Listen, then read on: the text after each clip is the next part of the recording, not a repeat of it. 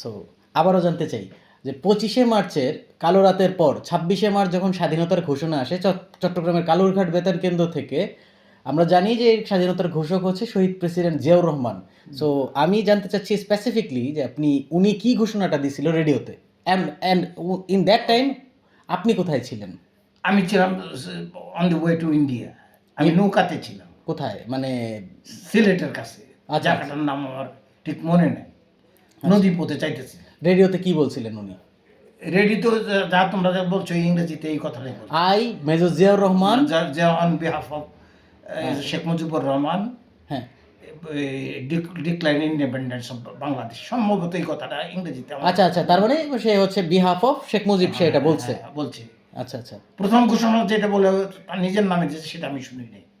আচ্ছা, হ্যাঁ ইতিহাস বলে যে দুইটা ঘোষণা উনি দিছে, প্রথমে প্রথমে একটা দিছে, পরে বলছে যে তাহলে তো ইয়ে হবে না, আপনার কথায় যে ইয়ে হবে না। দুইটাই কি ছাড়াই হয়েছিল, চালাইছে? না, আমি একটা শুনছি, আমি আরেকটা আমি শুনি। ও তার মানে দুইটা রেকর্ড করা হয়েছিল কিন্তু চালাইছে একটা, হ্যাঁ। ফাইনালটা। আচ্ছা, আরেকটা কোশ্চেন যেটা হচ্ছে কর্নেল অলি আহমেদের ওখানে ভূমিকা কি ছিল? কর্নেল অলি আহমদের তখন কোনো নাম মানে আমরা শুনি। হি ওয়াজ উইথ, না, he was major captain at that time, junior captain তাও। ওকে। এই জন্য অলি আহমদের নাম কোনো সময় শুনি নাই। অলি আহমদের নাম শুনছি যখন জিয়া পার্টি করলো, পার্টির অফিস সেক্রেটারি বোধ হয়, অথবা সেক্রেটারি না, পার্টির অফিস সেক্রেটারি।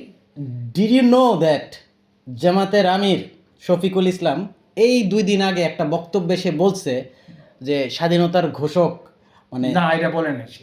মানে এরকম কিছু একটা সে না, সে বলছে, যেটা বলছে সেটাও আমার কাছে অবিশ্বাসযোগ্য মনে হইতেছে। সে যেটা বলছে সে অলি আহমেদ নিয়ে বেশি বলছে, কিন্তু পরের দিনই ঠিক পরদিনই অলি আহমেদ বলছে যে না আমি এইভাবে বলিনি, আমি এইভাবে না, বলছি। অলি আহমদ যেটা বলতেছে সেটাও অলি আহমদের কাছ থেকে প্রথম শুনলাম।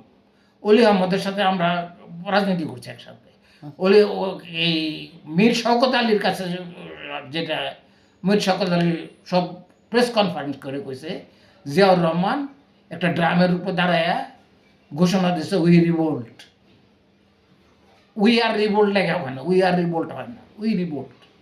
জিয়াউর রহমান কোথায় ঘোষণা দিছে? ওই ফিরে আসলো, যে তারে নিয়ে আসলো অলি আহমদ, লোক পাঠাইলো। অলি আহমদ শুনলো যে ঢাকাতে ক্র্যাক ডাউন হয়ে গেছে, আচ্ছা আচ্ছা এবং জিয়াউর রহমান যে চাইতেছে তাকে নিয়ে মারি ফেলবে, অস্ত্র নামাইতে চাইতেছে সোয়াত জাহাজ থেকে। হ্যাঁ হ্যাঁ। ওই যে জাহাজ ভরে ভরে অস্ত্র আসতেছে, তখন From? ক্যাপ্টেন জান জোয়া কইছে ফ্রম জাহাজ ভরে ভরে অস্ত্র আসতেছে ফ্রম ফ্রম পাকিস্তান, ওকে। আচ্ছা চিটাং এয়ারপোর্টে আসতেছে অস্ত্র খালাস করার জন্য। তাকে জান জোয়া তারে ইয়ে দিচ্ছে, সে যেহেতু সিও ওই সময়, মেজর জিয়াউর রহমান রে। হ্যাঁ, মেজর জিয়ামান। আচ্ছা, এই অস্ত্রগুলা কিসের জন্য আসতেছে? তাদের গোপন প্ল্যান হইতেছে, এখানে আইন না, অস্ত্র আইন না, যুদ্ধ বাঙালিরা নিধন করতে হলে অস্ত্র লাগবে না। ও আচ্ছা আচ্ছা, কিন্তু জিয়াউর রহমান কি এই প্ল্যান জানতো না? জিয়াউর রহমান তার না, জিয়াউর রহমান কানা ঘোষা ছিল। জিয়াউর রহমানের ইয়েতে অনেক কানা ঘোষা ছিল যে এই জিয়াউর রহমান না, ঢাকায় যে অ্যাটাক হয়েছে 25 তারিখ, হ্যাঁ, এটা জিয়াউর রহমান জানতো না। ও এটা জানতোই না? না, জানতো না, কারণ ওয়্যারলেস ইয়ে হয়ে গেছে, আচ্ছা আচ্ছা, লাইন কাট অফ হয়ে গেছে, সব ইয়ে হয়ে গেছে। In that time he was in Chittagong. কিন্তু অলি আহমদ কেমনে জানতে পারছে এটা আমি ঠিক জানি না। অলি আহমদ বলছে যে আপনি লোক পাঠাইছে, কোরিয়ার পাঠাইছে, যে পদের থেকে জিয়াউর রহমানের ধরে নিয়ে আসো। আচ্ছা, জিয়াউর রহমান আইসা জিয়াউর রহমান সব শুন না, খুব মানে ইয়ে হয়েছে, দেন উই রিভোল্ট কয়া গিয়া। এটা কই বলছে সে? সে ওই ইয়েতে, ওই তার যে ওই সময় সে কালুরঘাট সে ওই সময় কোথায় পোস্টিং ছিল, জিয়াউর রহমান ছিল, তারপরে এই যে পররাষ্ট্রমন্ত্রী হইল, পরে আমি রিটায়ার করছে, কি নাম, ওই সিলেটের ভদ্রলোক, কাঁচা পাকা চুপ, পরে বিএনপি ছেড়ে দিল। বিএনপি ছেড়ে দিল পররাষ্ট্রমন্ত্রী, আচ্ছা আমি বলতে পারতেছি না, যাই হোক। এই দিশা নাম্বা আমার এগুলো সব রিকালেক্ট করলাম, মনে নাই। আচ্ছা আচ্ছা, আপনি বলে যান। আচ্ছা, উনি ছিল সেকেন্ড লেফটেন্যান্ট, পায়ে গুলি গায়ে অ্যারেস্ট হয়েছিল, যার কথা আমি বলতেছি। আচ্ছা আচ্ছা, পরে তারে সেনাবাহিনী না জিয়াউর রহমান যখন ইয়েটা ওই রিভোল্ট যে বললো এটা উনি ড্রামের উপরে দাঁড়ায় বলছে, এটা কোথায় বলছে সে? এইটা বলছে, এটা আমরা তো যখন রেডিও ঘোষণার ঘোষণা আগে, শুনছি, ঘোষণার আগে এটা বলছে উনি। ঘোষণার আগে কোথায় দাঁড়ায় বলছে এটা শুনি নেই কিন্তু উনি ঘোষণার আগে এটা বলছে, তারপরে কে ঘোষণা দিছে, রাইট? তারপরে ঘোষণা দিচ্ছে, তারপরে কালুরঘাট হ্যাঁ হ্যাঁ হ্যাঁ। এখানে কালুরঘাট আর ওই রিভোল্ট যখন বলছে, ওই রিভোল্ট বলার পর ওই সময় অলি আহমেদ সাথে ছিল, ক্যান্টনমেন্ট ছিল যেখানটায়, এবং ওই জায়গাটায় অলি আহমেদ উপস্থিত ছিল। অলি আহমদ ছিল উপস্থিত ছিল। অলি আহমদ খুব অ্যাবিল অফিসার ছিল।